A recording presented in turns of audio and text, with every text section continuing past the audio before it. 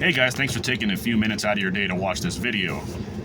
First I want to say, thank you so much for the overwhelming support on the last video I had. The last two videos actually, the APC prop testing.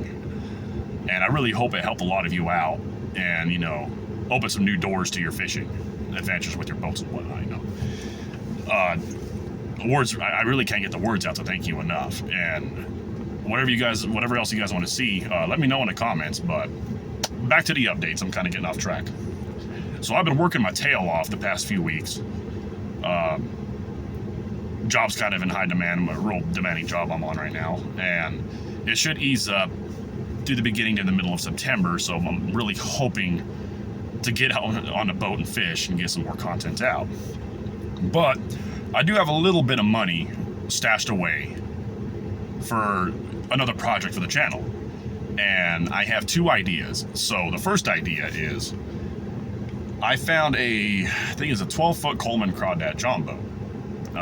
It's about 11.5-foot long plastic john boat, and it's car toppable, which piques my interest because I don't have a trailer or a pickup truck right now.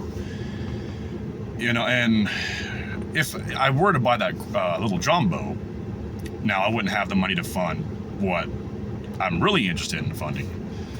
So I'm sure you guys that fish in small craft, john boats, bigger kayaks, you guys are using trolling motors, right? And I'm sure you guys heard of the e-propulsion electric outboard, the new Newport Vessels NT300, and the Torqeedos, which all three are great electric outboards. I'm sure they get you great speed and efficiency and all that whatnot. I kind of wanted to build my own on a budget. So last night I kind of went online doing some research, and I found out that e-propulsion, they have about 70 to 72 pounds of, they call it static thrust. Now, I don't know if that equates to like pounds of thrust, like how Minn Kota rates theirs, or if it's different. But going off that judgment, what I wanted to do is purchase an electric trolling motor from Amazon. They're 86-pound thrust. Excuse me, their 86-pound thrust 24-volt system, and then possibly, I don't know, maybe attach that 10x8 prop I got onto it, because I do have a couple of old lead acid batteries. I think they're like 60 amp hour or something, sitting around my house here, and I wanted to see if I could build that motor and make it perform as good as, the e-propulsion or what's the other one? Newport Vessels. I can't think today. Sorry, guys. It's been a long day. So let's talk about the cost of stuff, though. So e-propulsion, I think, is right around $2,500. That's including the battery and everything else. And what's cool about those, you can hook up a 180-watt solar panel to it as you're using it. That's a really neat feature, I think. Then you've got the Newport Vessels NT300, which is more the budget of, I think, the budget line of electric outboards. They claim 3 horsepower as well. They run on 36 volts, I believe, 3 horsepower equivalent. And I believe without a battery, you're able to get them for about $1,000, maybe a little more. And the cool thing about that Newport Vessel one is they run both off of lead acid batteries or lithium. So you're not just stuck trying to buy a lithium battery, which they can be pretty pricey. The Torqeedo, I don't even remember. That's one I haven't really researched a lot of. Maybe I have to. Okay, so back to my project. The 86-pound thrust trolling motor on Amazon right now is $200. Okay. And it's a 5-speed trolling motor, so it's not that variable throttle like the e-propulsion and the Newport Vessels have. But you could turn these trolling motors into those with the use of a PWM you could buy off Amazon as well.